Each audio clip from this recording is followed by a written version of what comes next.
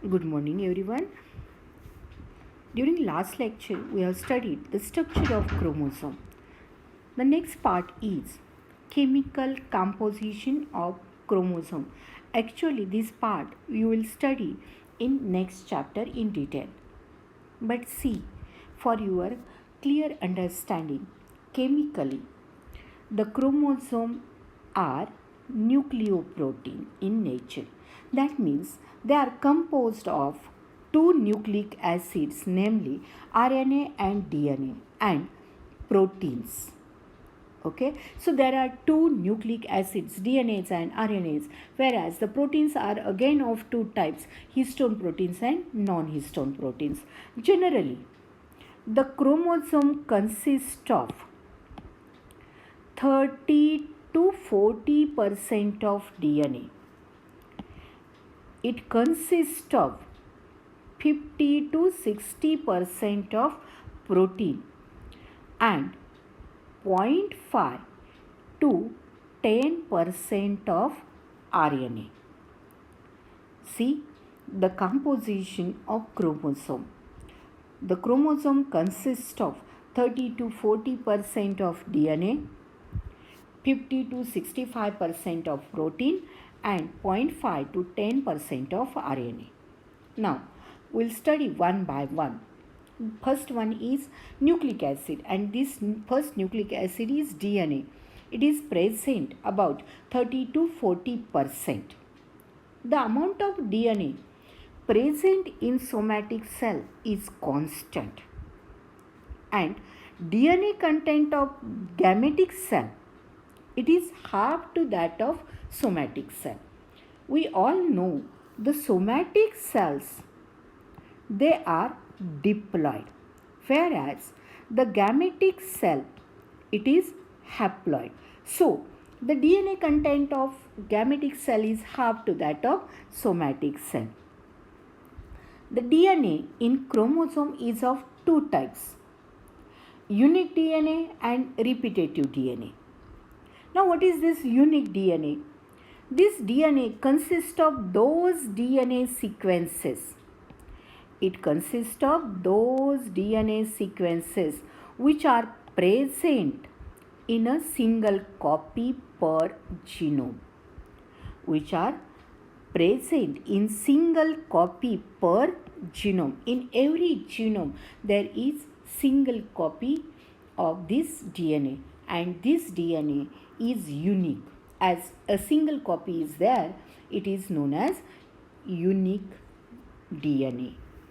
And the second, before that, the unique DNA is also known as non-repetitive DNA. As it is unique one, no copy of this DNA is there. So no repetition of this DNA takes place. This is non-repetitive DNA. This codes for protein which requires in large quantity for cells. Example, storage proteins. Example is storage proteins. Now, second type is repetitive DNA. That means it is not single, it is not unique one, it shows repetition.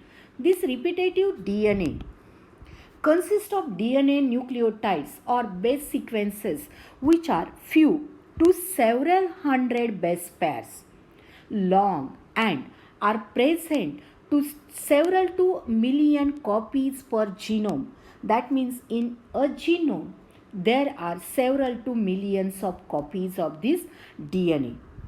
Hence, it is called as repetitive DNA. Human genome contains 30%. Human genome consists of 30% of repetitive DNA. And this repetitive DNA, it is further divided into two types. It is again of two types, highly repetitive DNA and moderately repetitive DNA. The DNA which repeats more times, the DNA which repeats more times, it is known as highly repetitive, and which repeats less than that, it is called moderately repeated. Okay. Now, second nucleic acid is RNA. And this RNA, it comprises about 10 to 15%. So it is less. This RNA is associated with chromosome, and there are three different types of RNAs: mRNA, transfer RNA, and ribosomal RNA. Now, you all know what is RNA. You have studied this RNA in 11th standard. See, this RNA is basically of two types: genetic RNA and non-genetic RNA. The RNA which acts as genetic material, it is known as genetic RNA, and the RNA which never acts as genetic material but it functions for other purpose, then it is known as non-genetic RNA.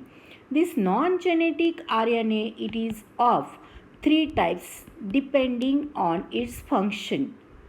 First one, messenger RNA, that is mRNA, it gives message.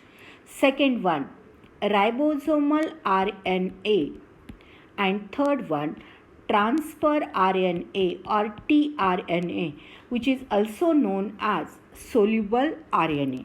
So the RNA, it may be either of these three types. And last part, that is protein. The proteins associated with chromosome are again of two types: histone proteins, which are also called as basic proteins, and second one, non-histone proteins. Okay, now non-histone proteins, they are acidic in nature, and histone proteins are basic in nature. Why this is so?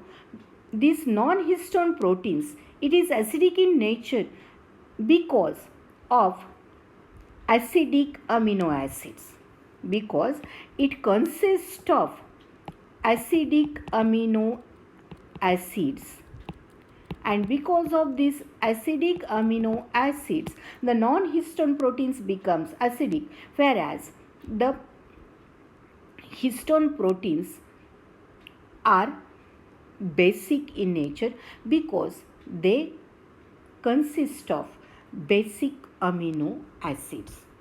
These histone proteins, they are again of five types.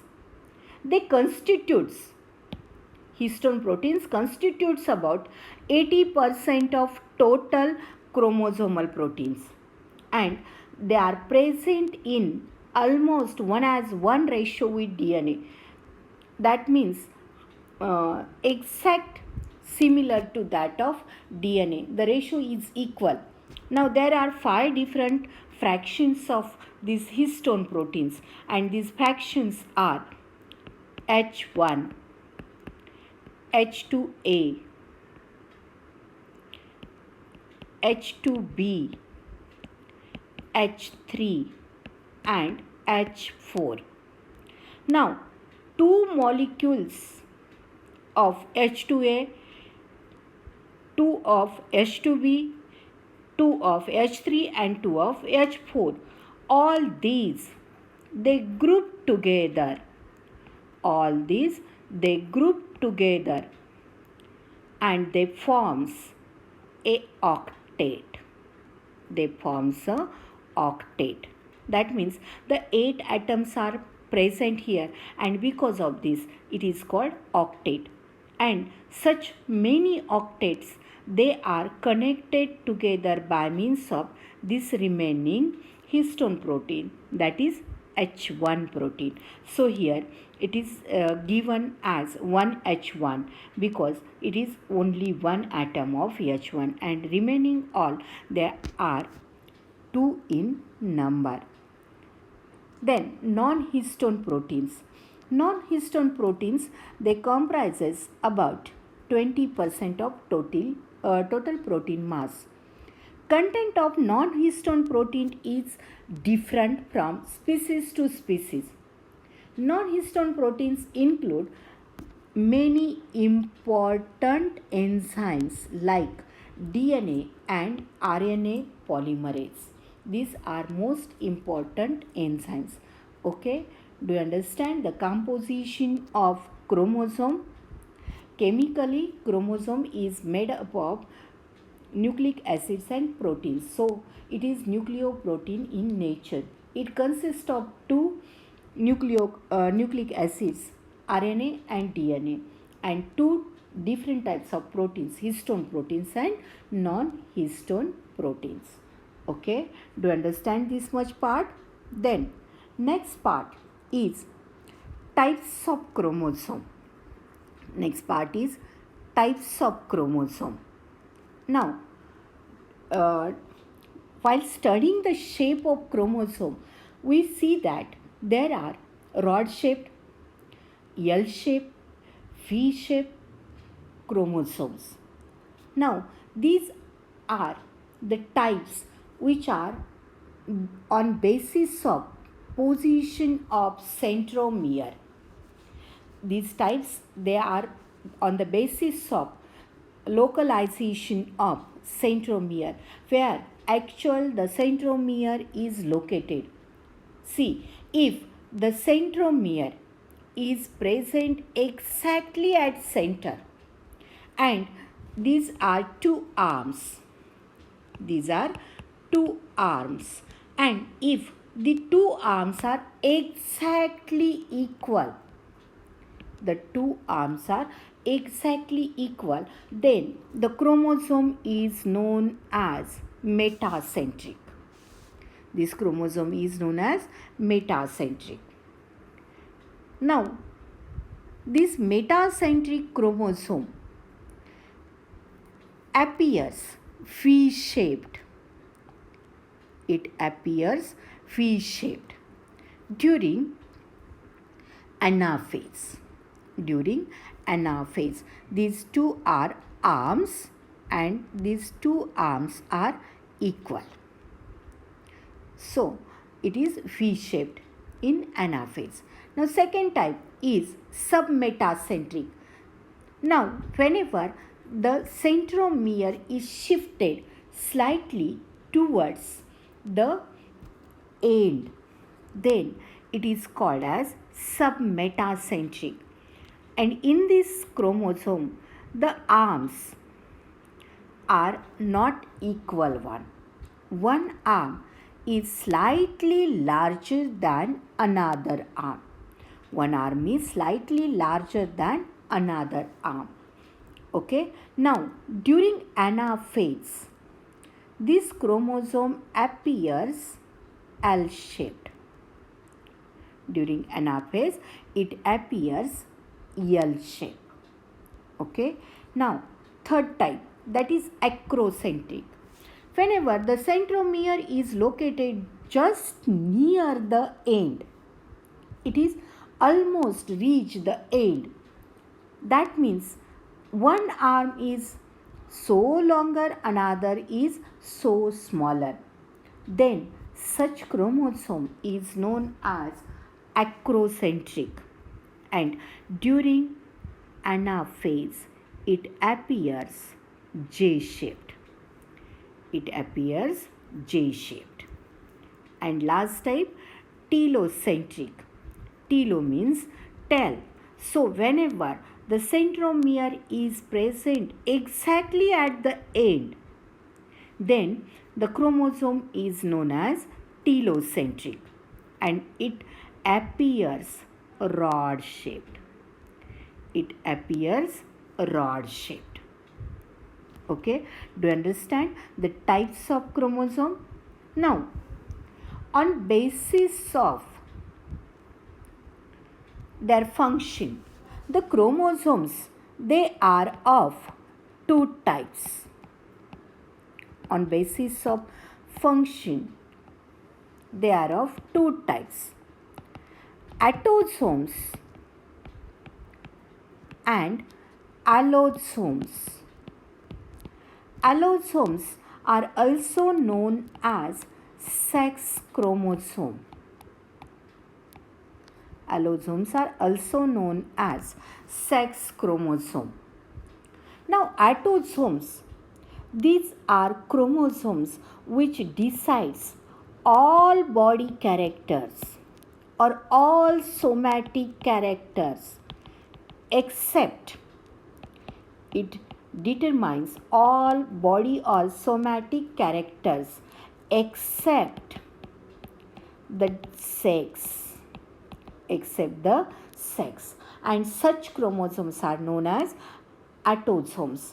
Now see, in human beings 46 chromosomes are present, and out of these 46 chromosomes 44 autosomes are present. Okay, and remaining 2, they are allosomes or sex chromosomes.